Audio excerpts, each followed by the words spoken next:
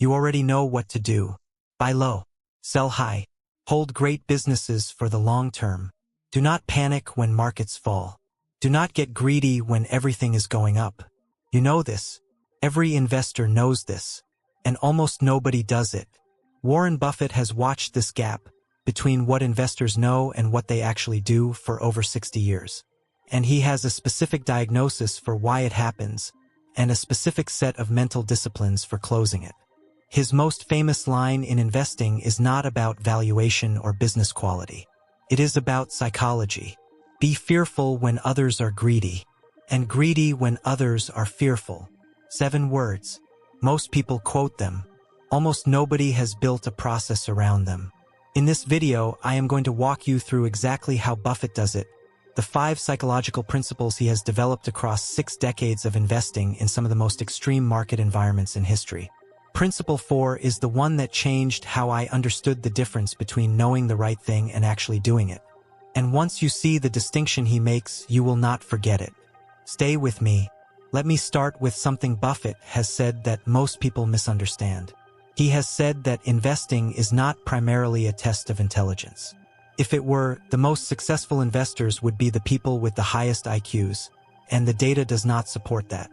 There are thousands of brilliant analysts, mathematicians, and economists who have produced average or below average investment returns their entire careers. What Buffett has identified as the primary determinant of long-term investment success is temperament, the psychological capacity to behave rationally when the people and signals around you are behaving irrationally. He has specifically said that once an investor reaches a certain level of analytical competence, enough to understand what a business does, how it generates cash, and whether the price is reasonable, additional IQ points add almost nothing. What adds everything beyond that baseline is emotional stability. This is a counterintuitive claim in an industry that fetishizes analytical sophistication. But Buffett's career is the clearest possible demonstration of its truth. He has navigated 17 recessions, 2 world wars, the oil shock of 1973, the inflation of the late 1970s, the crash of 1987, the dot-com collapse of 2000, the financial crisis of 2008, the pandemic crash of 2020. In each of those episodes, the dominant emotion in the market was either extreme fear or extreme greed, sometimes both simultaneously in different assets. And in each episode, Buffett's response was the same. Observe the emotion, act against it, and wait. Here are the 5 principles that make that possible. Mr. Market is your servant, not your master.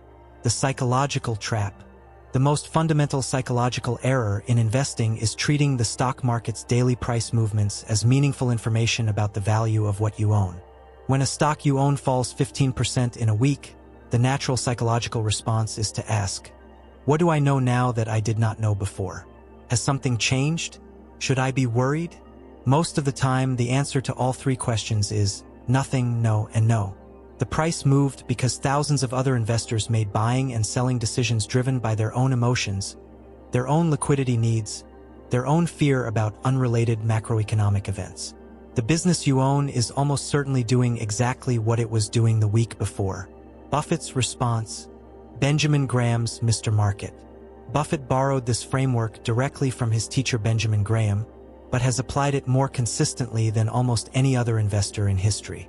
Graham invented a character called Mr. Market, an imaginary business partner who shows up every day and offers to either buy your share of the business or sell you his share, at a price that reflects his emotional state that day. When Mr. Market is in a good mood, he quotes high prices. When he is frightened or depressed, he quotes low prices. The critical insight: you are under no obligation to trade with Mr. Market. You can ignore him completely on any given day. You can take advantage of him when his prices are irrational. But you should never let his emotional state determine yours. Buffett has internalized this so completely that he famously does not check stock prices daily. He has said that if the New York Stock Exchange were to close for 5 years, he would not be troubled, because the businesses he owns would keep operating, generating earnings, and compounding value regardless of whether a price was being quoted for them each day. What you build. For every position you hold, write a 1-paragraph investment thesis, the specific reasons you own it, and the specific conditions under which those reasons would no longer be valid. When the stock price falls, consult that thesis, not the stock chart. Ask, has any of the conditions that made this a good investment changed? If not, Mr. Market is simply offering you a better price than he was last week. That is not a reason to sell. It may be a reason to buy more. Principle 2 is about the specific emotion Buffett considers most destructive in investing, and it is not the one most people name. The real enemy is not fear, it is the need to act. The counterintuitive diagnosis. Ask most investors what the greatest psychological threat to their returns is, and they will say fear, the impulse to sell during market crashes. Buffett's diagnosis is different. He identifies the need to act as more destructive than fear itself. Fear, in isolation, is rational information. When markets crash 40%, fear is an appropriate response to genuine uncertainty. The problem is not feeling the fear. It is the belief that feeling fear requires doing something in response. The investment industry, almost by design, reinforces this belief. Financial media demands action. Brokerage apps reward engagement. Advisors justify their fees through activity. The entire infrastructure of modern investing pushes toward doing something, rebalancing, rotating, hedging, switching, rather than doing nothing. Buffett's response. Buffett has built his entire operating style around the explicit rejection of the need to act. He has described his ideal holding period as forever. He has said that the most important word in an investor's vocabulary is not buy or sell, but know. His famous punch card analogy makes this concrete. Imagine you were given a punch card with 20 slots when you began investing, and every time you made an investment decision, you punched one slot. You would have exactly 20 investment decisions for your entire investing life. No more. If you genuinely had only 20 decisions, how much more carefully would you make each one? How much less likely would you be to react to every market movement, every news headline, every hot tip? The punch card forces the right psychology by making the cost of action, in remaining decisions, completely visible. Buffett estimates that most investors make hundreds or thousands of decisions across their investing lives, the vast majority driven by the need to act rather than by genuine analytical insight. He has made very few decisions, and each one has been preceded by research measured in years, not hours. What you build. Before making any investment decision, buy, sell, or rebalance. Ask, am I doing this because the analysis genuinely supports it, or am I doing this because inaction feels uncomfortable right now? If the honest answer is the latter, the correct decision is almost always to do nothing. Discomfort with inaction is not investment analysis. It is psychology masquerading as strategy. Principle 3 is about greed specifically, and the precise moment Buffett says greed becomes most dangerous. Greed peaks at the moment of maximum danger. The specific mechanism.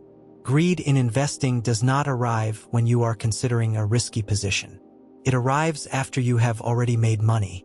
The sequence is almost always the same. An investor buys a position that performs well.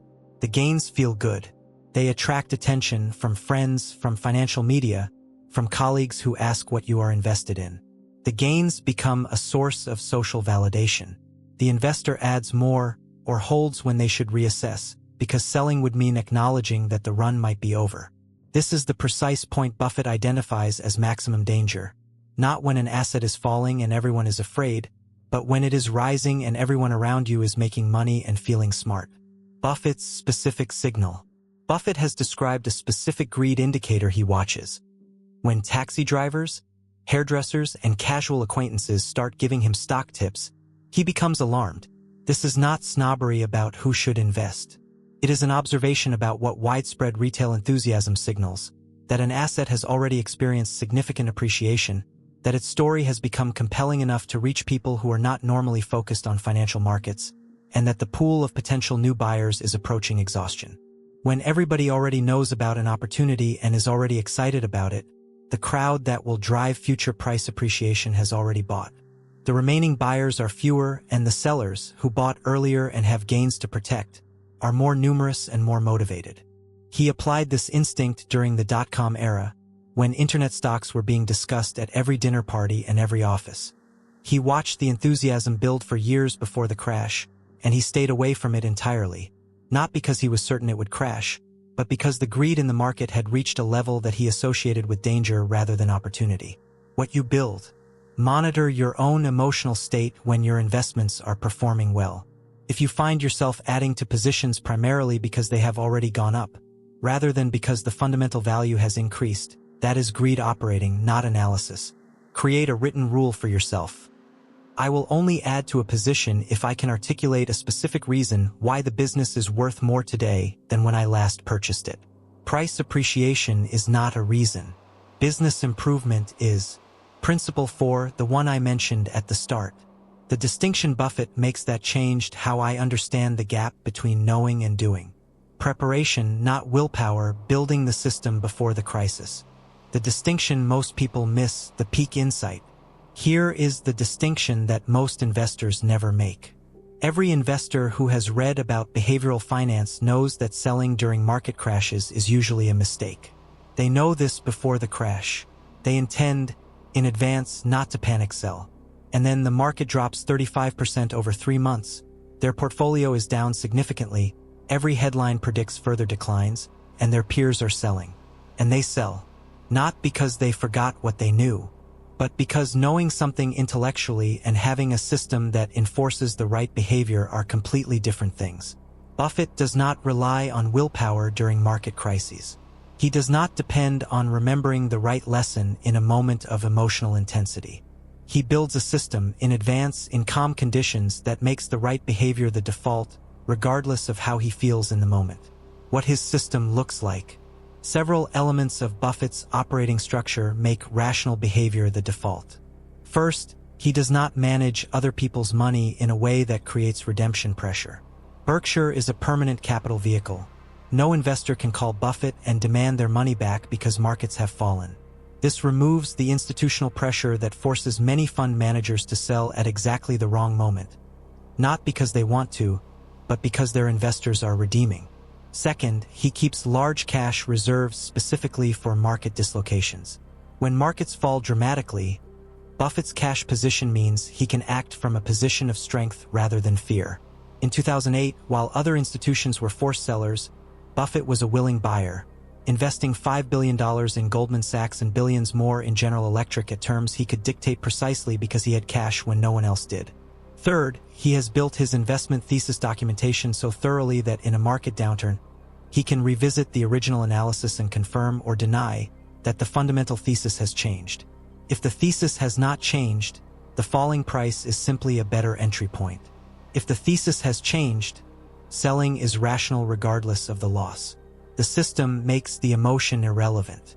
He does not need to feel calm during a crisis to behave calmly, because the system runs on analysis, not emotion. What you build. Build your crash plan before the crash happens. Right now, in calm conditions, answer these 3 questions in writing. At what portfolio decline percentage will I review my positions? What specific analytical criteria will I use to decide whether to hold or sell during that review? What do I need to see in my cash position to feel comfortable buying during a major decline rather than selling? These decisions, made in calm conditions, become your operating manual during the crisis. You are not relying on willpower or memory. You are following a pre-committed system. Buffett calls this being prepared. Most investors call it panic selling because they never built the system in advance. Principle 5 is Buffett's final and most personal psychological discipline, and it is the one he has described as taking the longest to fully develop. Independent thinking, the courage to be wrong alone. The final psychological barrier. There is a specific form of discomfort that Buffett has identified as the final barrier to rational investment behavior, one that is harder to overcome than fear or greed individually. It is the discomfort of being wrong in public. When a market is rising and everyone around you is making money, not participating feels foolish. You can see the gains you are missing. Your peers are talking about their returns. Financial media is celebrating the bull market. And you, following your analysis, maintaining your discipline, staying out of overvalued assets, look like you are missing the boat. This discomfort has nothing to do with financial analysis. It is purely social, and it is more powerful in most investors than almost any analytical conclusion. Buffett's response. Buffett has described this discipline explicitly. During the dot-com bubble, Berkshire dramatically underperformed the market for 2 to 3 years. The press called him outdated. Analysts questioned whether he had lost his touch. Shareholders asked publicly whether his approach was still relevant in the new internet economy. He watched all of this, maintained his positions, did not buy internet stocks, and waited. When the bubble burst, Berkshire's discipline was vindicated, not through any brilliant tactical move, but simply through the refusal to participate in a mania that his analysis told him was irrational. He has said that the ability to hold an independent view, and to hold it through extended periods of public underperformance and social pressure, is the single rarest psychological quality in investing. Intelligence is common. Discipline is less common. The courage to be publicly wrong for 2 or 3 years while maintaining the conviction that your analysis is correct is extraordinarily rare. He attributes this ability, in part, to his deliberate choice to base himself in Omaha rather than New York. The social environment of Wall Street, where everyone is watching the same screens, discussing the same trades, and reinforcing each other's consensus, is psychologically toxic for independent thinking. Omaha provided, by geography, the kind of distance from market noise that most investors have to build artificially. What you build deliberate distance from real-time market commentary.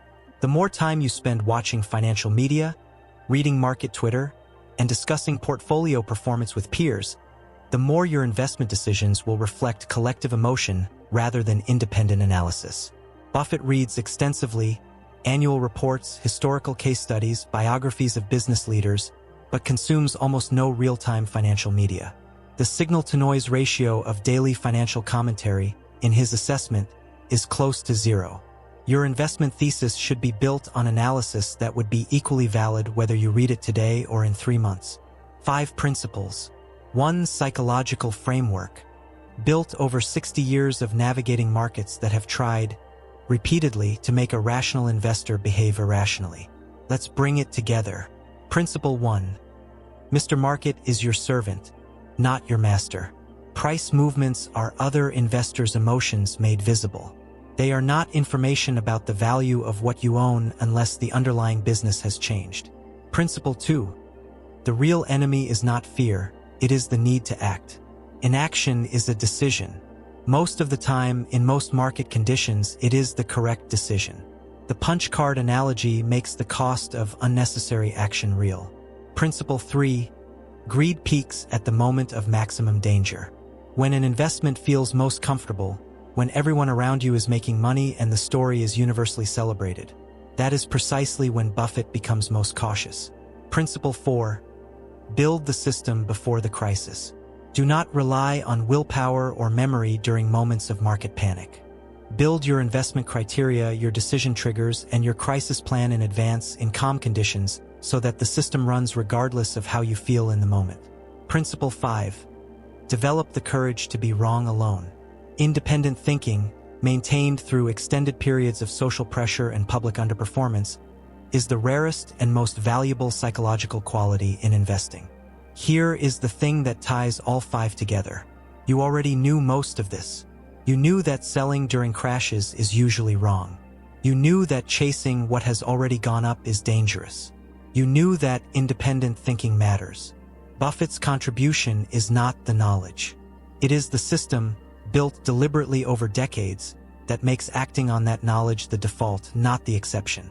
The gap between knowing and doing is the entire game. Everything we have covered today is about closing it. The next video this week introduces an investor that most people in this space have never encountered, despite the fact that Warren Buffett credits him as the source of his most important evolution as an investor. His name is Philip Fisher, and the 15% of Buffett's approach that came from Fisher is responsible for some of Berkshire's most consequential investments. That video is right here.